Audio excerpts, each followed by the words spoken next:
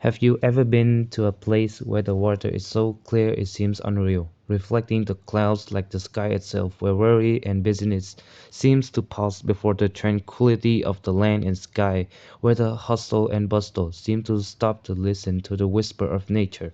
Such a place truly exists, not far away, right on the land of our homeland. It is Pakbor Historical Site, the place where Uncle Ho chose as his first stop after 30 years of wandering in search of a path to save the nation. The Pakbor Historical Site is located in Chungha Commune, Kabang Province. This place is considered the cradle of the revolution, as it is closely tied to the great revolutionary activities of President Ho Chi Minh and the Central Committee of the party during the period from 1941 to 1945. The Pakbor Historical Site is divided into three main tourist areas. Point first is the Ho Chi Minh Mausoleum, second is the exhibition hall, and third are the outdoor relics.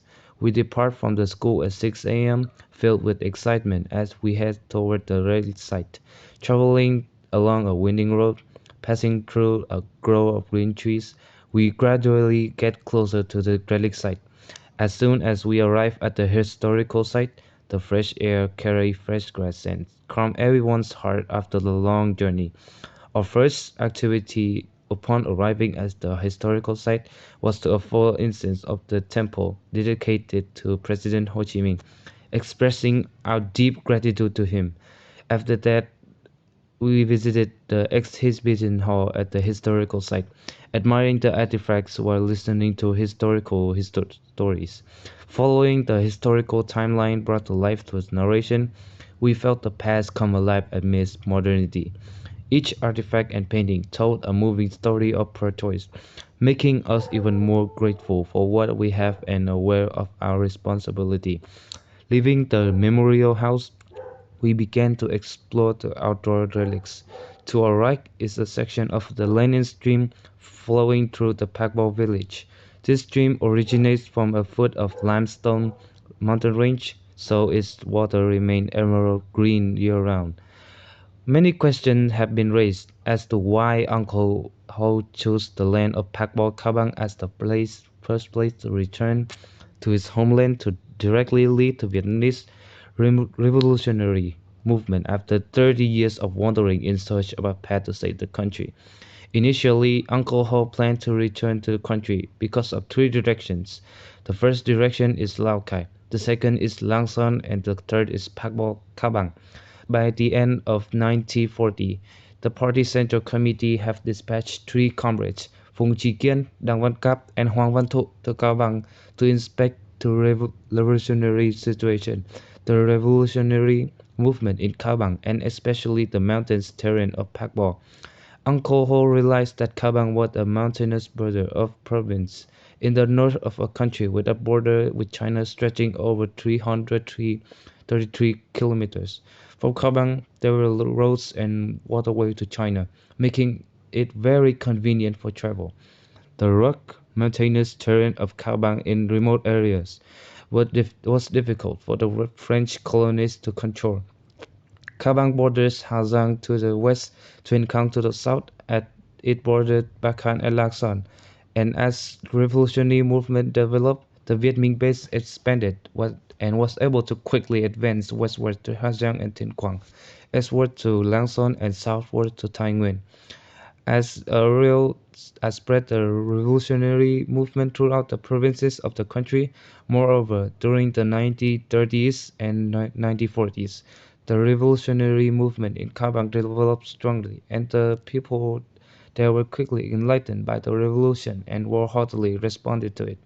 Therefore, with the vision of a genius strategist, Uncle Ho made the following assessment: the Kabang base will open up great prospect for our revolution. Kabang has had a strong movement since before and is close to the border, making it very convenient base for international liaison. However, from Kabang it is necessary to expand to Thái Nguyên and further southward to expedite contact with the entire country. If the movement can be connected with Thái Nguyên and the whole country, then when launching an armed struggle, It can advance when conditions are favorable and hold its ground when conditions are difficult.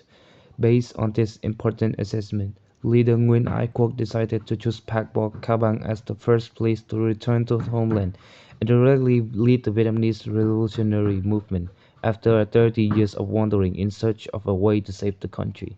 Ho Chi Minh and his revolutionary comrades climbed mountains and crossed river stream, crossing milestone 108 to return to his homeland on January 28, 1941. When Uncle Ho set foot on milestone 108, he returned to his homeland, and he was silent before the scenes of homeland, his heart aching because our people still had to live in misery and slavery. The only belongings Uncle Ho brought back with him were in a single wicker suitcase: a typewriter, some documents, a few personal belongings, a pistol, and most notably, a red flag with a 5-point star. Previously, when Uncle Wo was engaged in revolutionary activities at Pakbo, there were no roads or paths like there are today. On the day before, he often went down to the village of Pakbo to spread revolutionary ideas among the people. He usually walked back along the banks of the Lenin stream, and the path he used to take was densely overgrown with trees and bushes. However, Uncle Ho instructed his comrades not to cut any branches or grass. When passing through, he only used a stick to push the branches and grass aside, and he walked one path and returning by another to ensure secrecy and avoid detection by the enemy. Walking on the moss-covered stone path, we could smell the fresh scent of nature, and when we arrived at the place where Uncle Ho often sat fishing, after hours of stressful work, he often sat fishing here, both to relax his mind and to supplement his daily meals. During his revolutionary activities in Pakbo, Uncle Ho's life was extremely difficult and lacking in necessities, with meals consisting only of rich porridge and wild vegetables. Leaving the stream where Uncle Ho often fished, we moved to the road leading up to Kokball Cave. On this road there's a small path branching off to the right that leads to the site of Mr. Lee Kwok Sung's house. Mr. Lee Kwok Sung's house was the first place Uncle Ho stayed after returning to Vietnam. Mr. Lee Kwok Sung was an ethnic Zhuang from Lung Nai, Guangxi Province, China, who migrated to Pakbo to make a living in 1937. Although they were Chinese migrants to Pakbo village, Mr. Sung's family quickly became enlightened to the revolution and became a reliable revolutionary base for comrades Huang To, Huang Sum, and Lê Quảng Ba. Therefore, after returning to the country, the comrades directed Uncle Ho to stay at work and at Mr. Lee Kwok Sung's house. After staying at Mr. Lee Kwok Sung's house for after 10 days, one day Uncle called Comrade Lê Quảng Ba over and whispered, "The people's house is poor and cramped, and we have many people. It's not convenient here. Let's go to the forest." Comrade Lê Quảng Ba asked Mr. Lee Kwok Sung, "Is there any cave here?" Mr. Lee Kwok Sung pointed out the Kokbo Cave. The Kokbo Cave was a secret rock cave where Mr. Lee Kwok Sung had families had discovered and often used as a hiding place to store belongings whenever bandits or soldiers came to raid. After that, Mr. Sung and his comrades led Uncle Ho to see the cave. After carefully examining the terrain built inside and outside of the cave, Uncle Ho moved in and worked at Kokbo starting on February 8, 1941. In the past, the cave was dark and damp, without electric lights like today. The only source of light was the well, also known as the ventilation shaft, which brought light and regulated the air inside of the cave, making it easier for Uncle Ho and his comrade move around and work. The cave floor was damp and covered with uneven rocks, so the comrades could not bear to let Uncle lie on the floor. Le Cook Sung went home and brought back some planks to assemble to a bed for Uncle Ho, and laid a mat made of leaves on top to ease his back pain. When Uncle Ho returned, although it was spring, the cold weather in the border region was still bitter. Sleeping at night with no blankets or mats, Uncle Ho only had a simple coat mat, because it was too cold to sleep. Uncle Ho and his comrades woke up in the light to light a fire to keep warm through the night, while also writing documents. After the trip, we gained a deeper understanding of the meaning that seems familiar. Each moment and We have stirred in us a sense of gratitude, deep gratitude to our predecessor and pride in our national tradition. We recognize that today's younger generation needs to live more worthy lives, contributing through small but practical action for our homeland and country.